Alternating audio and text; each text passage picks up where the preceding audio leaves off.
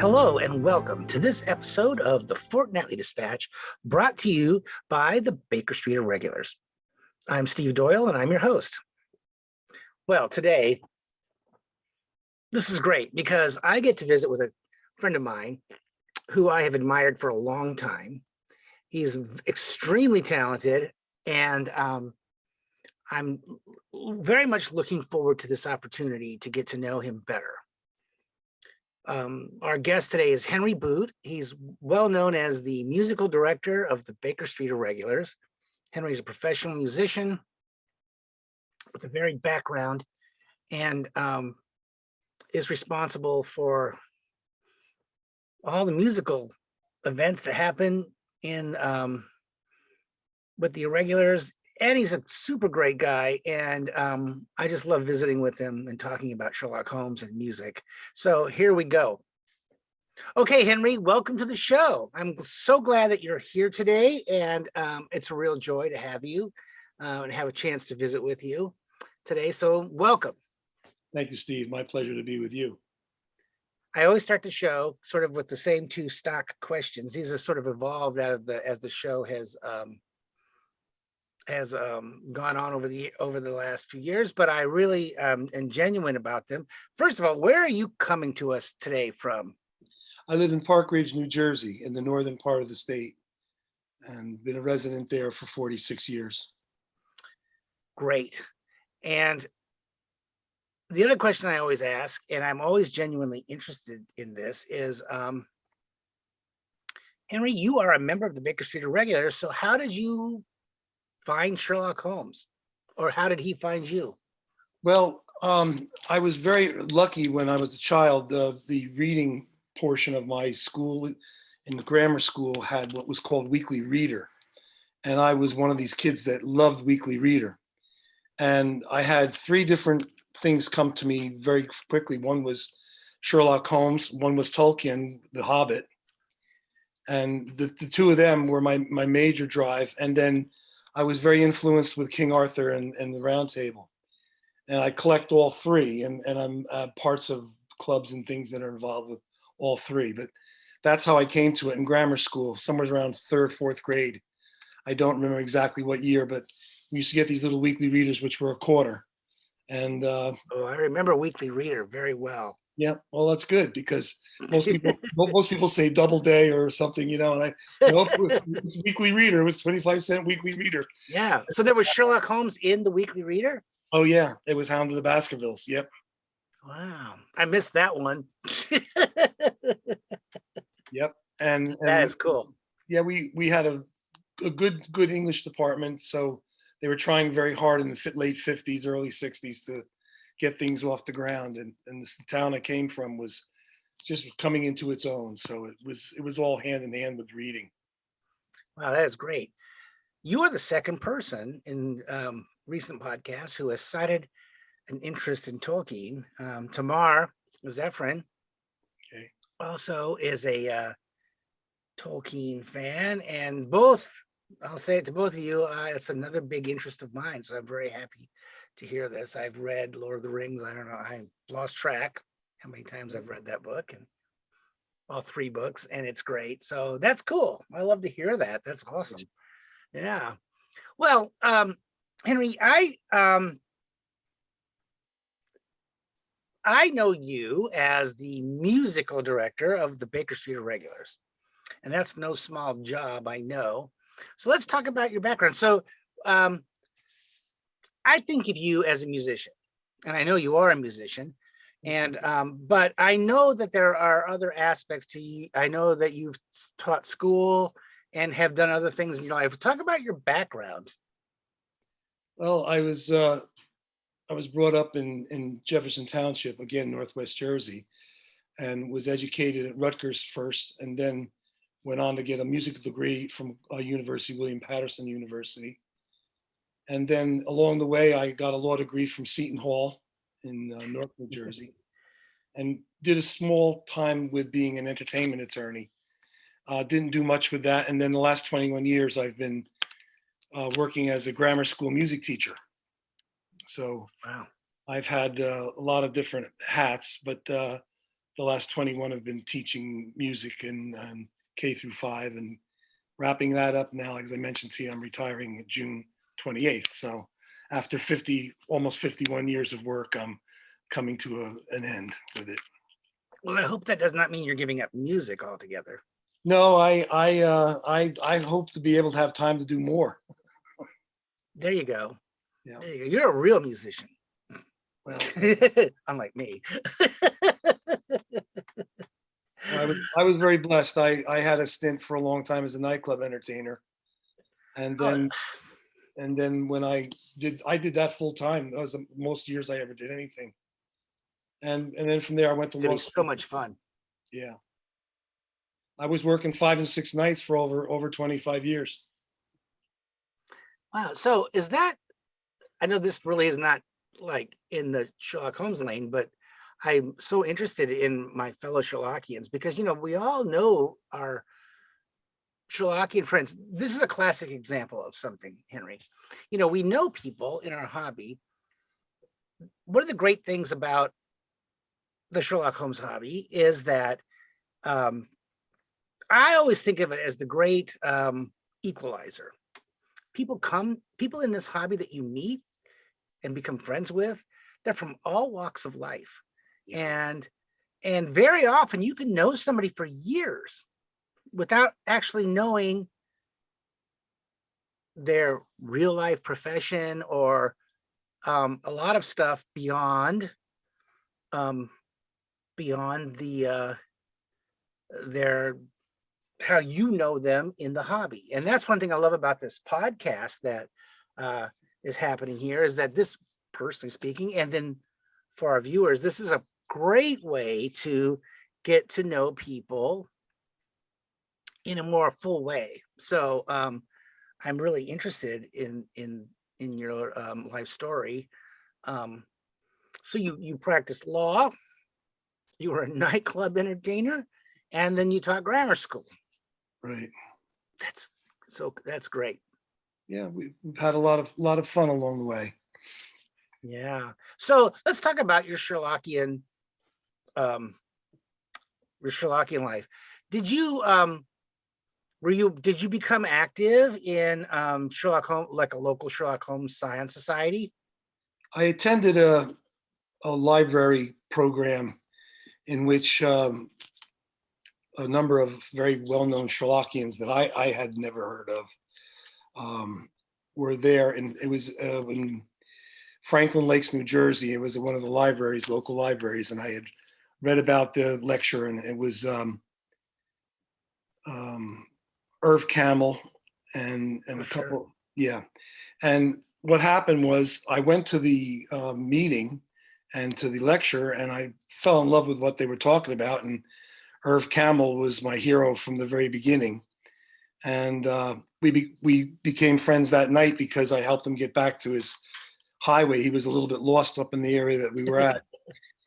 So I asked him a little bit about how to get involved, and he mentioned Mrs. Hudson's Cliff Dwellers, which I became a member of. But before I did that, I tried to find out about some of the different scions. I had seen an advertisement for the group that met up in Nyack area, and then I couldn't get a hold of them. And then I found some Baker Street journals, and I had the pleasure of finding ones at Oceanside bookstore over in Long Island. And on the back flap of one of the journals was Dr. Julian Wolf. Dr. Julian Wolf, yeah. He was a contributor, and it listed his address in West End Avenue in New York. So I called Manhattan Information, because there was no computers at that time. This is going back almost 40 years. Yeah, it's hard for you kids out there to know there was a world before the internet. So I got his number from the Manhattan directory. I called him, and this voice came on the telephone and very, very, very gently said, "How did you?" We talked for a while, and I asked him I wanted to join the Baker Street Irregulars, and he kind of chuckled and said, "Well, you have to be invited."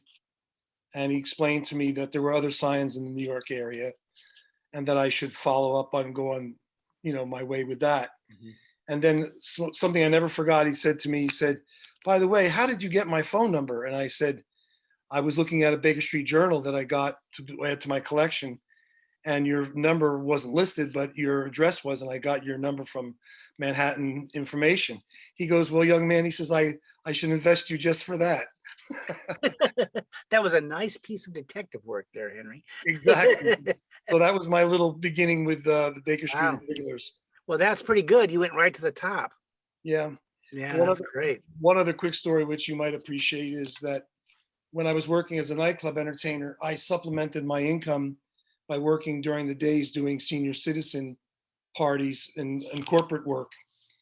And for years, I had been doing a dinner party over in Closter for the retirees of the General Motors Corporation.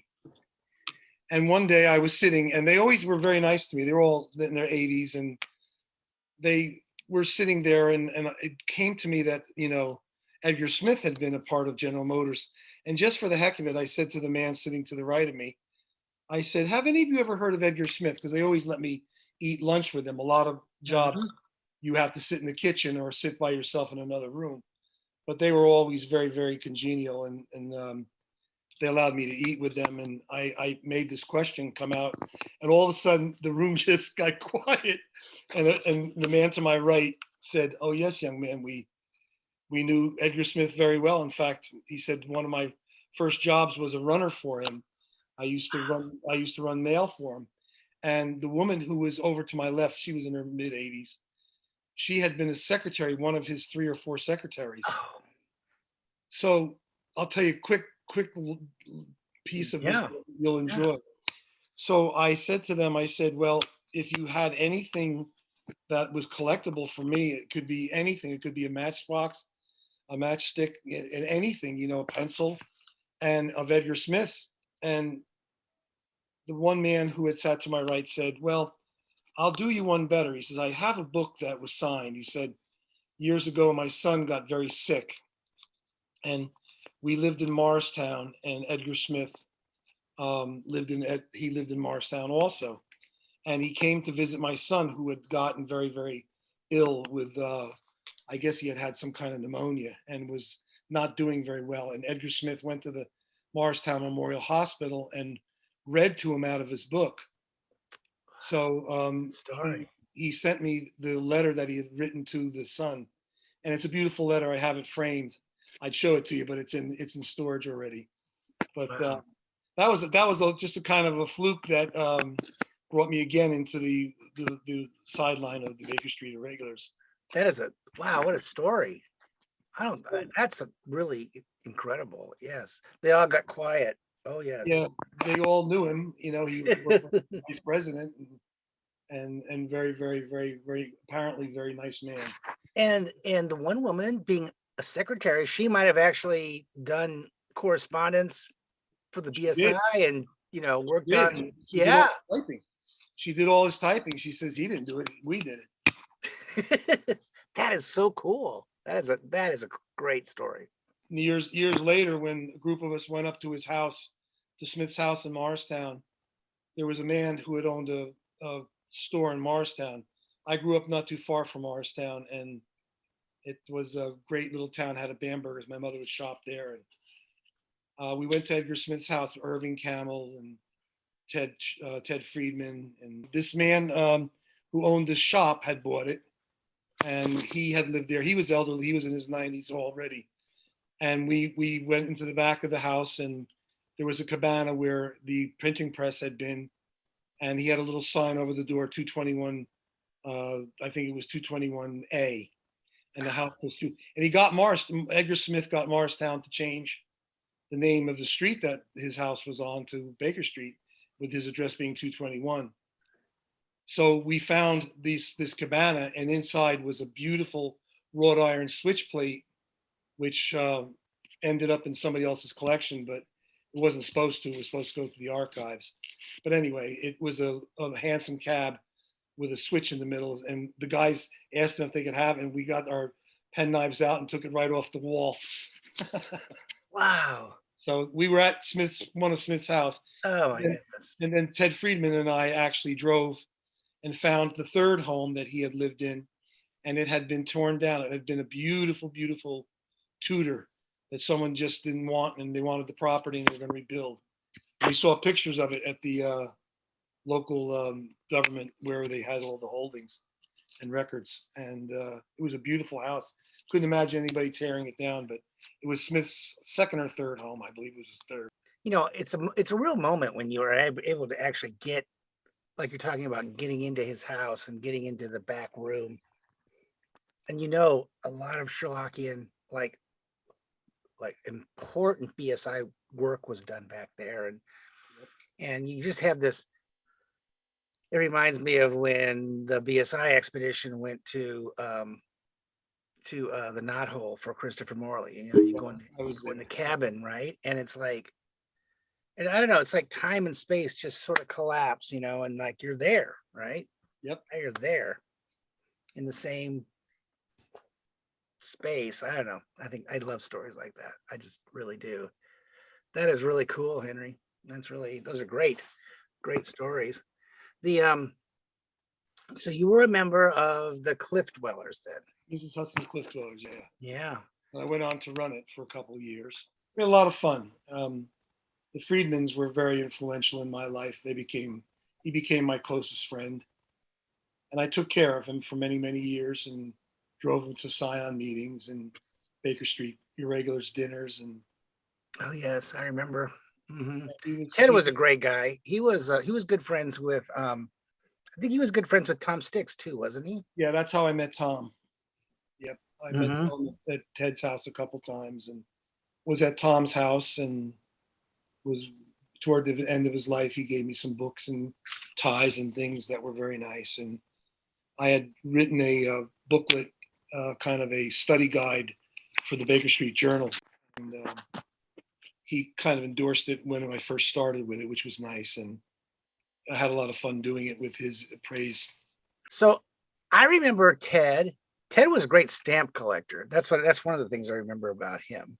Yeah. He was he was a really nice guy. He would come out here to some of our Indianapolis and Indiana functions, and super nice guy.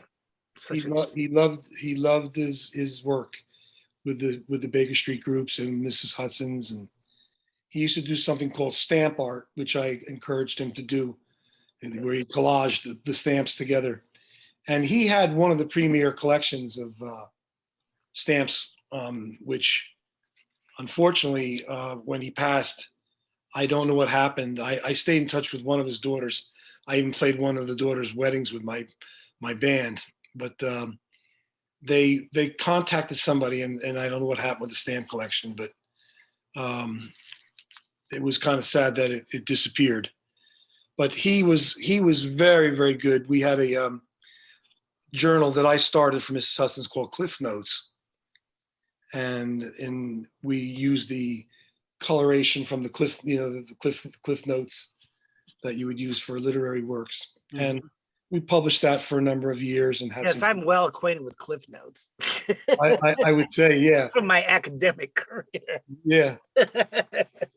So we did a nice magazine. He always contributed these stamp art, which was fun. But we were very close. I saw him just about once or twice a month.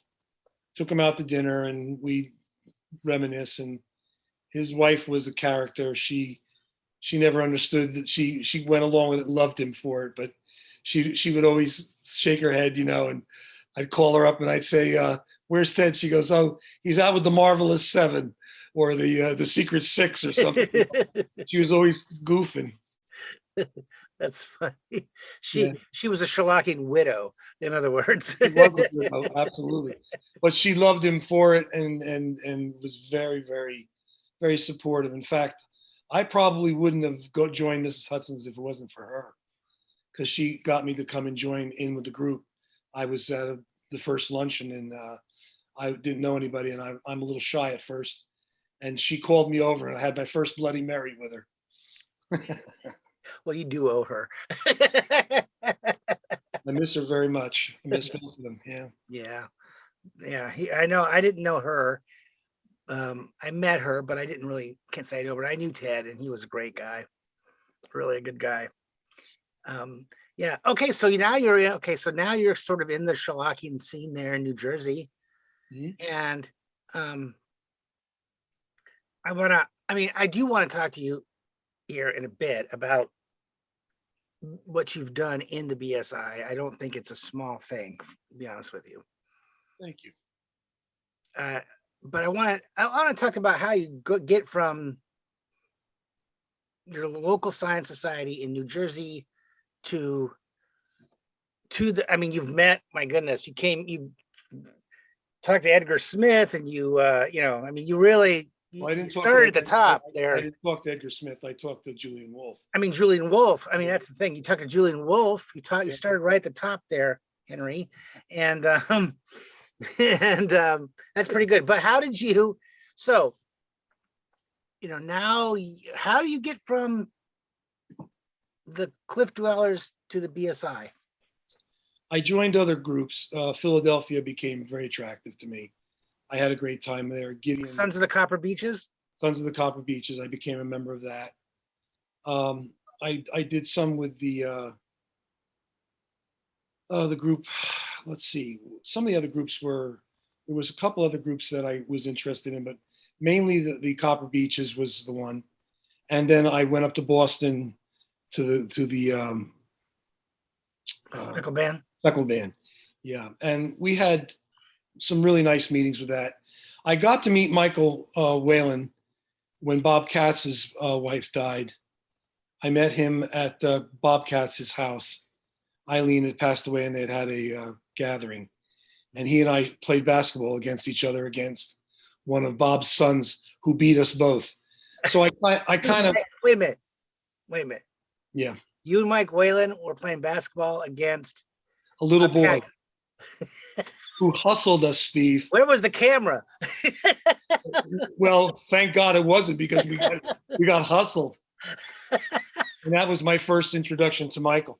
I think what my really point was with Cliff Dwellers, Irving Camel and Ted Friedman and Tom Sticks put my name in, and it became obvious that with the music, I did all the music for the Mrs. Hudson's Cliff Dwellers, and put on all kinds of programs. And then when Mike first did his first dinner, I was invited as a guest, and got to meet Bruce Montgomery, and fell in love with him. Just probably one of the nicest people in the whole time I've ever been involved in Yeah. And he took a liking to me, and we performed a couple times at the dinners, and that was it. That was how I got started, and little by little it evolved into me doing most of the work. And he passed away untimely. Even though he was in his 70s, I think he was untimely because he was such a young spirit, and he had just finished the 50-year mark of working at the university, and they named the hall after him and everything. Quite a. I mean, there would be an interview for you. I mean, that man, there wasn't anything that he hadn't done musically. He was a genius, as was his father. And I have some of his artwork, and I have some of his music, and I have cards and collections. Are you talking about Bruce? Yeah, Bruce. Yeah. Wow. I do remember him singing and performing at the dinner. Yep. I didn't know you then, so you must have been accompanying him, and I was like, duh, I don't even know who that is. Well, to be honest with you, that doesn't seem as a surprise, because when he was around, he was like the MC and the maestro. He was the music man, so it wouldn't really matter who accompanied him, and he would have done that, and he was just wonderful. He took over. I have his program. Like his father. Oh yeah. Quite a musical legacy in the Baker Street Irregulars. Do you know enough about his father to talk about him a bit? Not really. I know more about Bruce. I do know one thing that I'm very familiar with is that his dad and he were both considered preeminently Gilbert and Sullivan authorities in the world, not just in United States, Really? or I in didn't know that. Pennsylvania. Yeah, they were world authorities. And at one time, they held the record for staging all of the musicals, which had never been done. I think they had staged Wow. every one of the musicals. That no one's ever done it before or since. That's amazing. James was, of course, the Morley Montgomery, award. Hmm. Uh, I've done most of my reading of his works.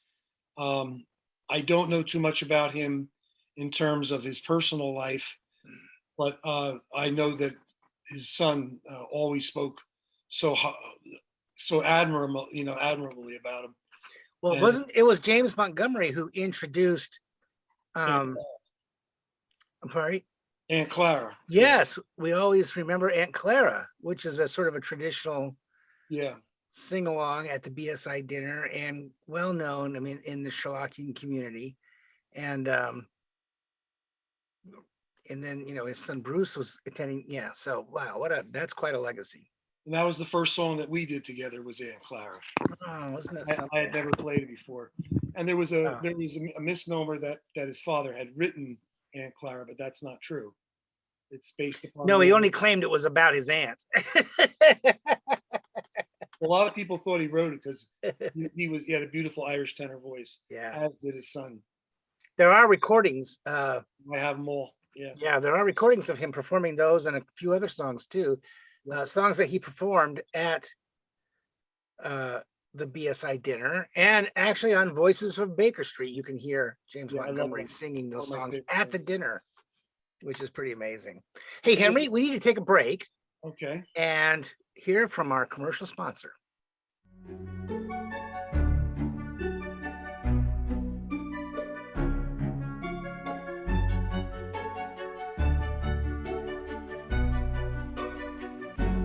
Okay, we're back. So, Henry, I want to talk about you doing music and then doing music at the BSI dinner. So you've had a band, you've done nightclub work. You are a keyboardist, is that right? And a singer too. Yeah, I studied voice and piano. And in my early years of schooling, I was also a percussionist. Wow. I still play drums and djembe. And Karl Orff was an educator in Europe in 1940s and 50s who taught children and became very, very famous teaching children. And he developed instruments that were sized for children and developed this whole instrumental program where you didn't read music, you did it by your instinct with ear. And he's world famous. He's also a very well-known composer. But I also studied that and teach that at grammar school level. But that's very popular with children. They love it. They take to it because they don't have to read music and they have natural instincts that come out, which is why he developed that pedagogy. All the reasons I like to play music. You don't have to. You're a bass player, right? That's yes. I would love for you to play. I mentioned that was not done in passing, just as a joke. I really would love to have you play sometime. I would love to play with you sometime, but let's do it this coming January. We'll talk about that off the air. One thing I wanted to leave you with that we missed up on was when you listen to Aunt Clara, it comes from an old Irish song called Mush Mush Mush. And if you ever watch the Quiet Man movie, which is around St. Patrick's Day, you'll hear them sing Mush Mush Mush Mush in the bar. That's Aunt Clara. Oh, I've seen that movie. Next time you watch it, you'll think about it. You'll hear them go mush mush mush mush, and that's the melody to Aunt Clara. I love that movie, by the way. I've seen it a number of times, and Never miss it. Well, it's one of my St. Patrick's Day, the season of St. Patrick's Day, as I call it. It's one of my favorite St. Patrick's Day movies. So great. Okay, so now you've been playing music for the BSI. So I'm just going to brag on you for a minute, all right? Don't be embarrassed. So Henry is he is an outstanding musician, and every BSI dinner there's sort of a musical interlude. Sometimes they're longer, sometimes they're shorter. But I was going. I mean, when was your first dinner that you went to? 1998. So I went to the dinner about 4 years before you started coming to the dinner and began playing music. And I know that when I didn't know who you were at the time, but I do remember this. I do remember a significant uptick in the quality of whatever music was being done at the dinner, because they had music before that, but it was good, but quantum leap in quality. Thank you. No, well, you're welcome. And it's something I look forward to every dinner, to see what has been cooked up for. So what's your process? How do you prepare for the dinner musically? Well, for almost all the years up until the last couple, Mike Whalen would call me and ask me if I wanted to do the music, and then he would give me an idea of what were some of the things that were going to be covered subject-wise, whether it was an anniversary of a story or a particular theme or acknowledging a certain Sherlockian. And then I would get that. I'd get that sometime in October, and then I would go about figuring out whether I either wanted to write something to perform myself. I tend to lean to more doing a sing-along type situation, because I don't like to feature myself. It's never been my soapbox. I have done some things by myself, but I prefer, not because I'm shy. Like I told you, I was an entertainer. But more importantly, I've always found that when I included the group, for me, it's so much more fun. And I have such great memories, right down to the last one that we did. The last one went off really well, but I the agree. the idea of Mike calling me sometime in October was initiating the idea of what to do with the music. And then I would come up with some ideas, usually by November, and I would call him back and just say, "Here's what I'm going to do," and he would either acknowledge it or give me some suggestions. Sometimes I'd ask for things that he just, it was a process. It was a building process. Mhm. Sometimes I would ask for certain things. I wanted to have one of my family members sing one time, and he was against that. I loved him dearly, by the way. He's one of my heroes. I miss him terribly. I know. And, that's how it started. That was the process. So by December, I had my work, and then I would bring my musical equipment in and either do a sing along or have a couple people sing with me, Scott Monty and a lot of different people, including Bruce. It's amazing how much, the BSI is so talented in so many ways. Oh my goodness. Oh my goodness. I mean, in so many ways, and even musically. You with your movies and I still tell you this, and you think I'm just saying. I'll never forget the scene with you made with Arthur Conan Doyle with you in the pictures. I still have the chuckle every once in a while. Oh, the autobiographical. I love it. I love fake it. autobiography By the train station and with the Hound of the Baskervilles. I loved it. One of my favorite things in Sherlockiana. So talk about talent. You have talent. Well, there's so much talent in the BSI. Well, there's so much talent in the hobby altogether. It's not just BSI. BSI is just sort of a subset of the entire hobby. It's amazing how I found that people who are intellectually curious and alive in that way often just have this creative sensibility about them, and they can write, they can perform music, they're artists. It's just, to me, it's a constant wonderment how it manifests itself. And so every dinner when I see people going up to sing with you, I'm just like, oh, it's amazing. I mean, it really is. Sometimes we rehearse that day, We Mhm. don't even rehearse in any kind of length. I would be remiss if I didn't include Al Rosenblad He's probably the most driving force. Mike would suggest things, but it was always Al that was encouraging, and I would always I would be asked to let him involved, because he was very, very big part of the program, and he would always be a major, major encouragement to me.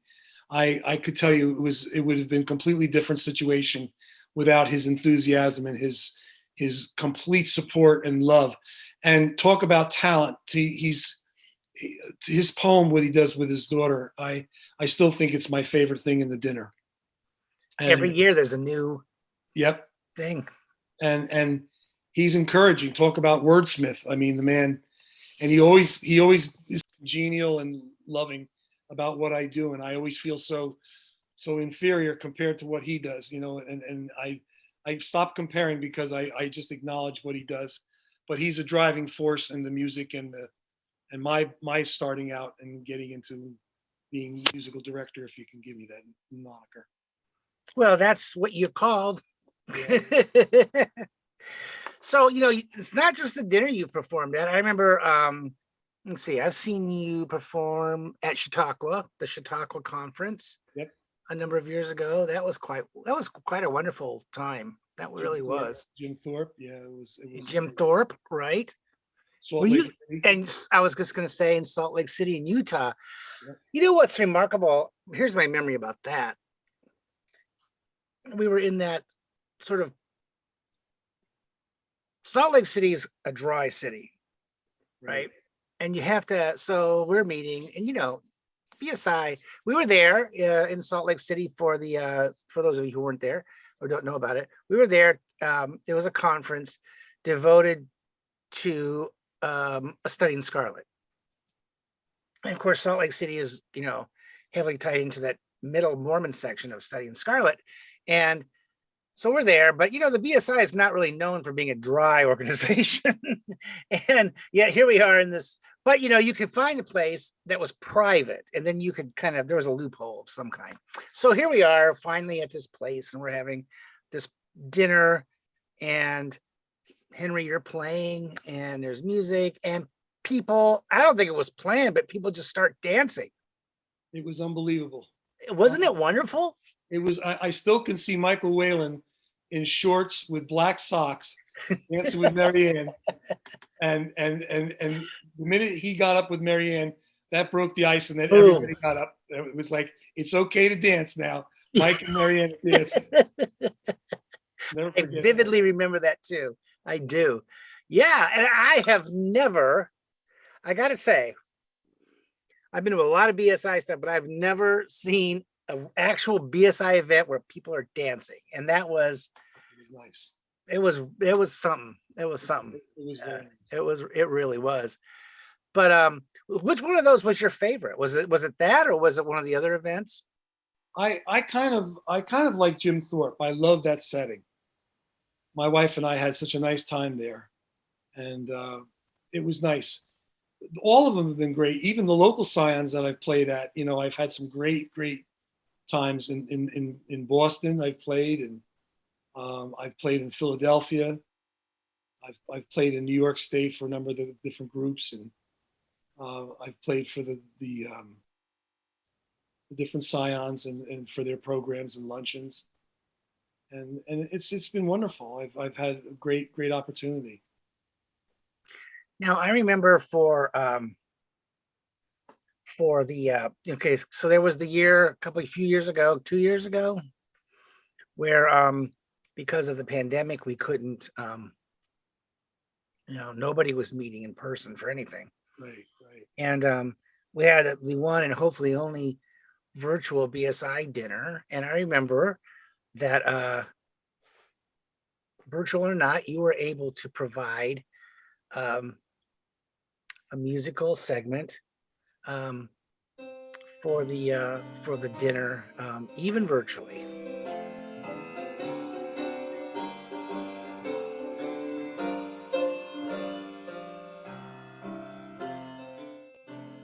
But you had a special accompanist for that, did you not? I had a singer, my daughter. Yep. Mm-hmm. She sang, and which was really nice. And then I did a classical piece of music in the background. That was a nice little interlude.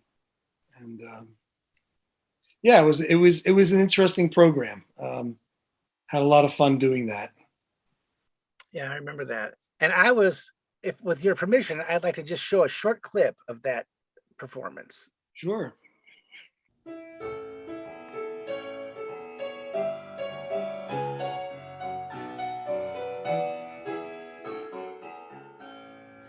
black or a pearl may be hard to uncover, but diamonds are a thief's worst friend.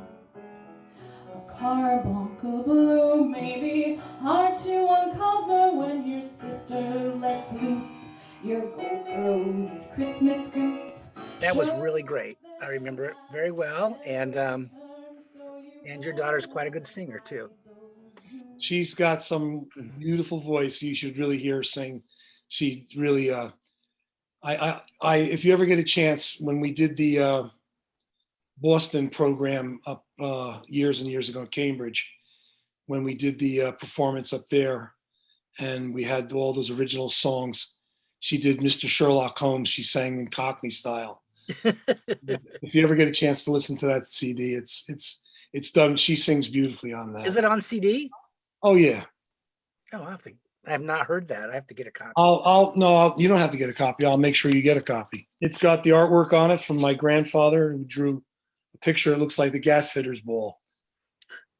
Really? Yeah, it's actually a beautiful picture of a ball, Victorian ball. My grandfather was born in the 1870s, and quite an artist, and did a pen and ink sketch, which I used for the cover of the CD. Well, it sounds like there's art in the blood in your family. Well, thank you. I love that. You worked that in pretty well there, Yeah. Mr. Stephen I Doyle. can throw those in there. Just toss those off. Well, Henry, you mentioned before we started the broadcast here that you are moving. I just think of you as being a New Jersey resident, as long as I've known you. But you've got a big move coming, right? Yeah, we're trying to get this done this summer, and we've had a couple little holdups with real estate, but we're in the process of staging our own home and selling it, and that's the next step, and then retiring at the end of June. So it's a lot going on. I've made a point to be able to make for the conference at Bear Mountain. I'm going to be there. So even if we're down in Georgia setting up a house, we'll come back up for that, and we've got it all arranged. And we're going to do a kind of a musical hour with some dancing, hopefully again. So I hope you're there, and maybe I'll bring a bass along. The Empire Conference, yeah. I don't know. It's intimidating. I can play, but I look at you as a real musician. Yeah, but you would do fine. We'd have a lot of fun. You would have a lot of fun. I would actually love to do that sometime.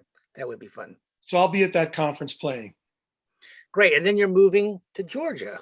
Yeah, and I'm looking forward to it because I've checked a little bit. There's not a whole lot of things going on in Georgia with Scion. So I might even, not to sound haughty, but I might even try to start my own Scion. I think you should. I'm sure that you can round up some Sherlockians down. I know there are some down there. And I've got the university there too. So, I can pull from that, which would be really nice. Yeah, that's fantastic. That's really great. Well, Henry, we're almost out of time, believe it or not. And I told you we'd go fast. This has been great. It's always nice to be with you. How's Mark, Steve? How's he doing? Mark is doing great. We're just starting to publish books again. We ran very slowly during the pandemic, as everybody did, but time to get back in the saddle. So that's what we're doing, and we're just carrying on. Good luck. I hope you have a good run. Thank you, sir. I very much appreciate it. Well, Henry, we're going to have to draw this to a close. It's been a very nice visit, and it's been great because we see each other at events. I had the same conversation almost with our last guest, which was Marsha Pollack. I have love it. friends. Oh, me too. I have friends who I see and I don't never see enough. And then when I see them at an event, weekend, something or other, all you can do is grab a few minutes of conversation here and there. And so for me, it's an enormous, one of the things that keeps me going on this is that I get a chance to sort of invite friends to sit down and actually have a substantive conversation. So, and a real visit. So I'm very, I'm honored to be your friend, Steve. well, Henry, I feel the same way. So take care, sir. Good luck on your impending life changes there. I know it's a good thing, and I look forward to seeing you again sooner than later. So take care, my friend. Thank you again, And, Steve. and that's it for this episode of the Fortnightly Dispatch. Thank you, Henry. That was great. I just do love getting together and talking about Sherlock Holmes and music and our mutual friends. I want to thank you all for your continued support.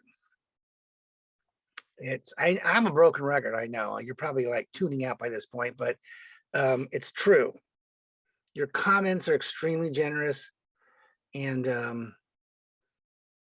I'm just so grateful for all of you and your feedback, and to know that the show is meeting meeting a need out there. So thank you very much. We're getting down to the wire on this season. There's just a few episodes left. I'm very excited about our next guest after this. Of course, I'm excited about every one of our guests, but it will be an episode you do not want to miss. So that's it. Take care, and I will see you again here in our next episode.